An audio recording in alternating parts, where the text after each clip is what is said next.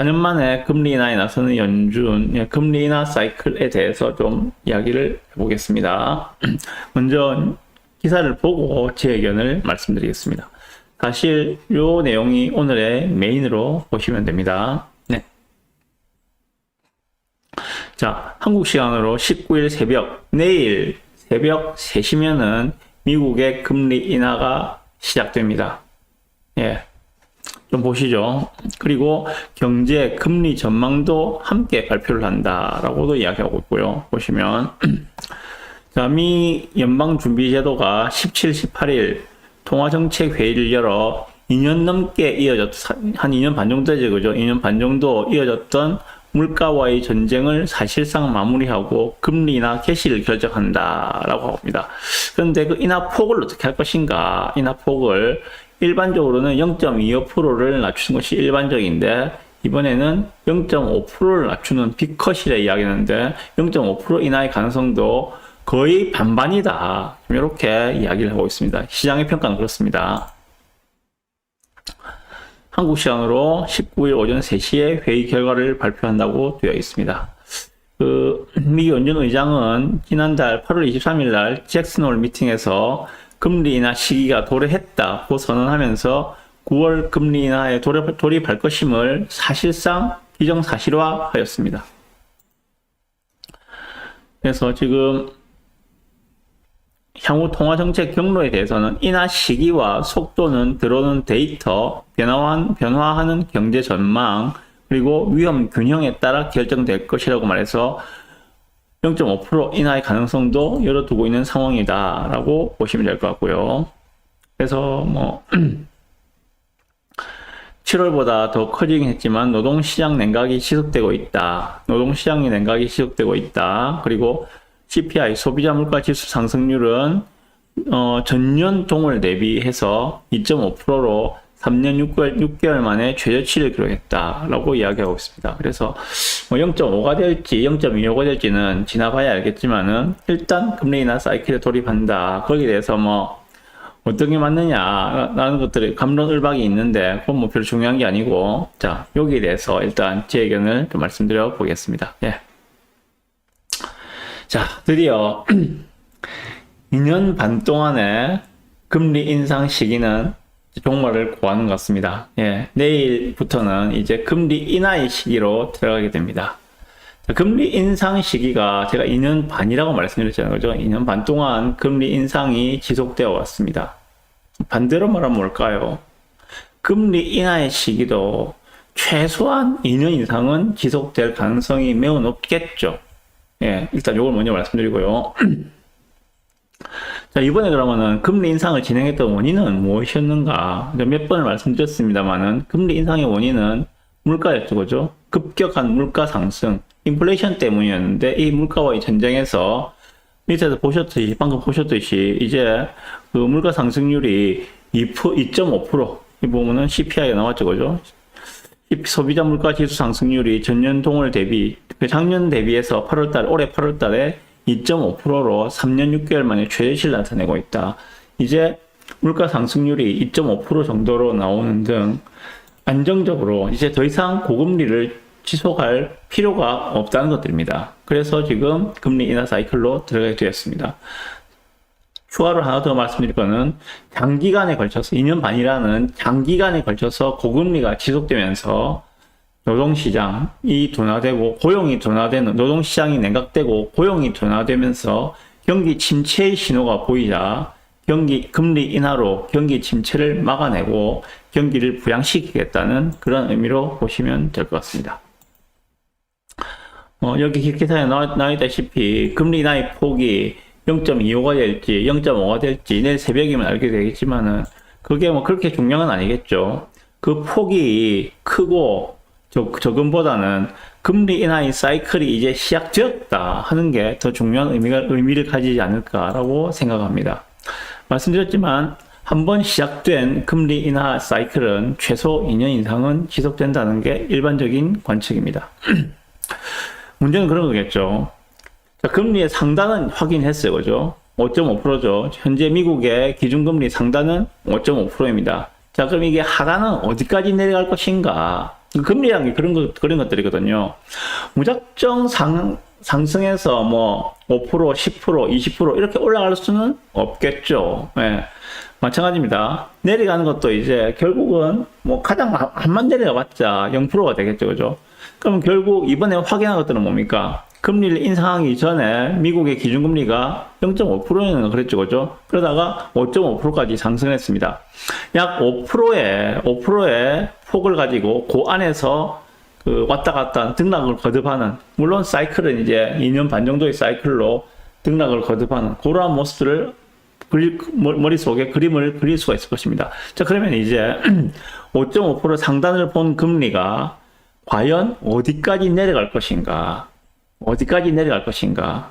거기에 이제 관심이 쏠리지 않을까? 그것들이 이제 표시된 점도표라는 것들이 아마 내일 같이 공개가 될 것 같습니다. 그걸 같이 보면서 다음 주에 한 번 더 말씀드릴 건데, 일단,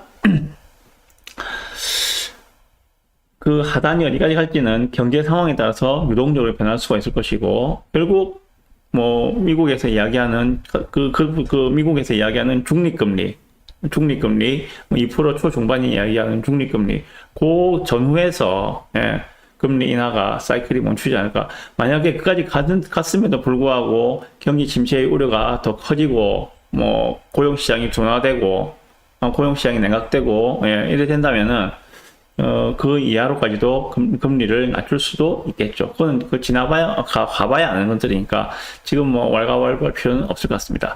자, 요게 지금 현재 미국의 이야기입니다. 미국 이야기입니다. 좀 돌아와서 한국으로 들어봅시다. 자, 한국도 미국의 금리 인하가 시작되면은 10월 달에 금융통화위원회가 있는데 10월 금통위에서 기준금리 인하로 나설 가능성이 높습니다. 예. 왜냐하면 한국도 지금 내수 경기가 지극히 부진한 그런 상황이죠. 금리 인하를 통해서 경기 부양을 할 수밖에 없는 상황이라는 생각이 듭니다. 그런데 문제는 그런 거죠. 이창용 총재님도 말씀하셨지만은 현재 문제는 수도권 아파트가 급등으로 금리 인하에 부담감을 느끼고 있다는 것들입니다. 자, 그러면 이것을 어떻게 해결할 것인가? 금리를 낮춰서 내수 경기를 부양을 해서 경기를 활성화시켜야 되는데, 그렇게 하다 보니까 또 부동산 시장, 특히 서울 수도권의 아파트 시장이 꿈틀거리고 급등을 하게 되는 그런 양상이 나타날 수밖에 없는데, 그것들을 제어하면서 금리는 인하하고 싶어. 거기에 대해서 지금 나온 것들이 바로 가산금리 인상이라는 부분들입니다. 주택담보대출에 대한 가산금리 인상. 즉, 자, 기준금리가 낮아지면은 은행의 조달금리도 같이 낮아지겠죠. 그 말은 우리의 예금금리도 같이 떨어진다는 이야기입니다. 자, 그러면은 은행의 조달금리가 낮아지면은 대출금리도 같이 낮아져야 하는데, 은행에서 가산금리를 높이는 방법으로 대출금리를 그대로 유지하든지 오히려 높이는 현상이 발생이 되는 것들입니다. 자, 요게 현재 정부 입장에서는 기준금리는 내려서 경기는 부양시키고 부동산 관련된 주택담보대출금리는 떨어뜨리지 않거나 높여서 금리 인하 시기에 나타날 수밖에 없는 부동산 자산 가격 급등도 막는 두 마리 토끼를 동시에 잡을 수 있는 그런 방법들이라고 생각하고 있지 않을까라고 저는 생각하고 있습니다.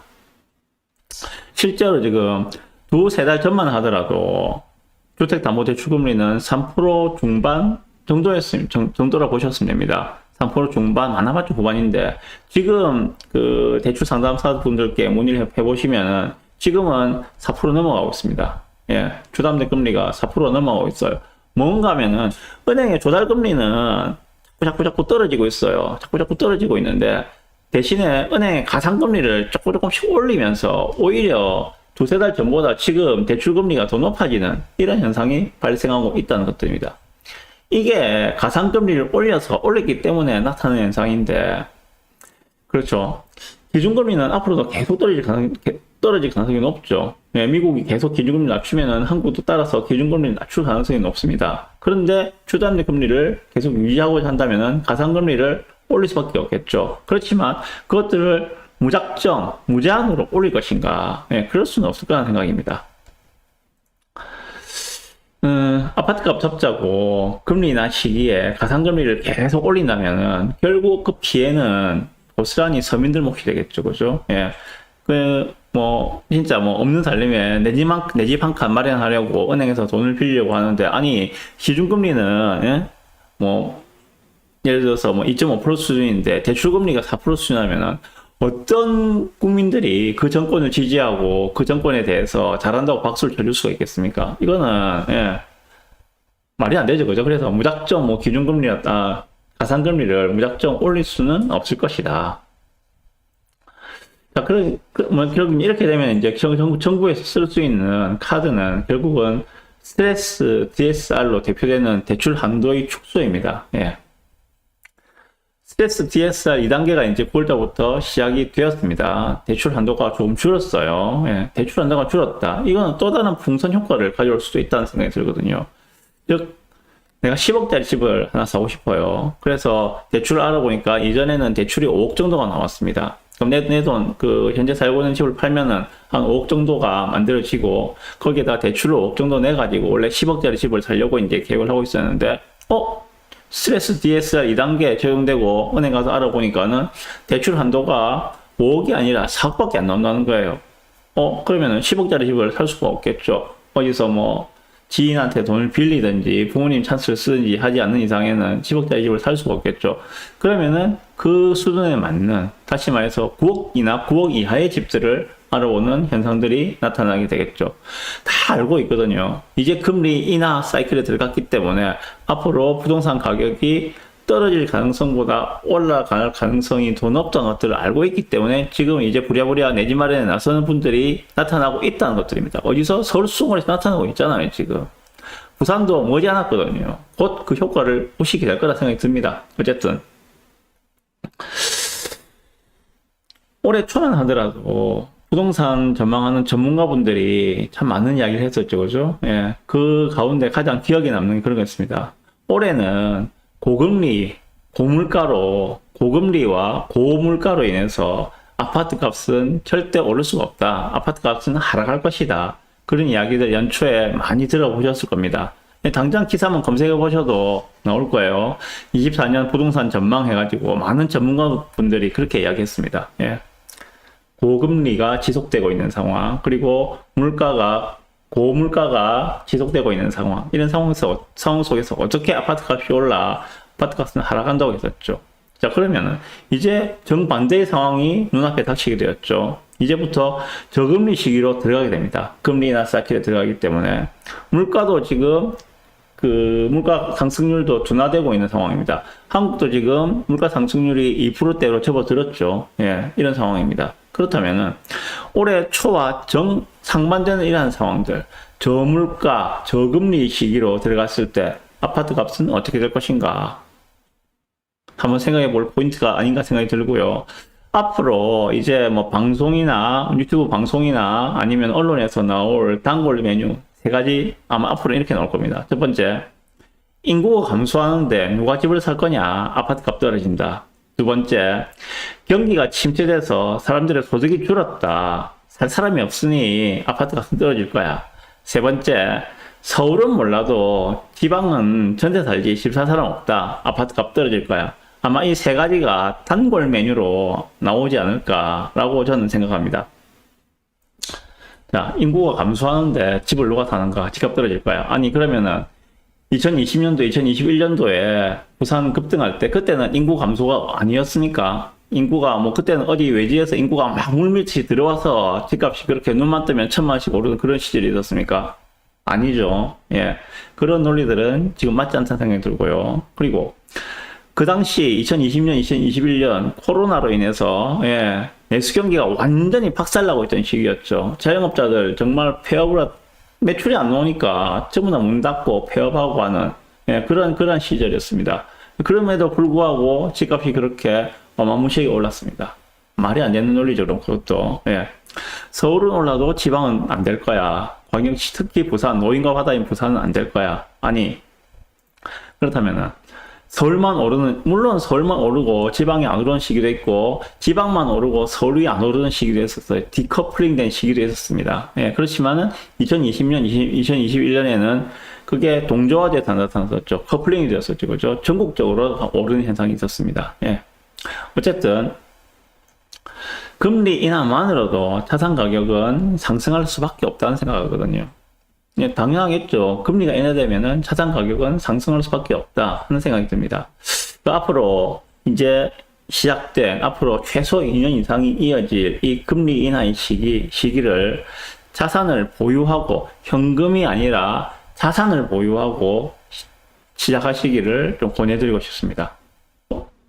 누구 말이 정답인지는 시간이 지나면은 검증되겠죠. 뭐 길게 갈 필요도 없이 반년에서 1년 정도만 지나면은 누구 말이 맞는지는 자연스럽게 검증이 될 것이고, 금리 인하 사이클이 시작되는 지금 나는 어떤 포지션을 취해야 되는지 한 번 더 고민할 수 있는 오늘 저녁이 되었으면 좋겠습니다. 당연히 그 결과에 대해 책임은 본인이 지셔야 합니다. 예, 후회 없는 결정을 심각하게 고민해 보시고 하셨으면 좋겠습니다. 네.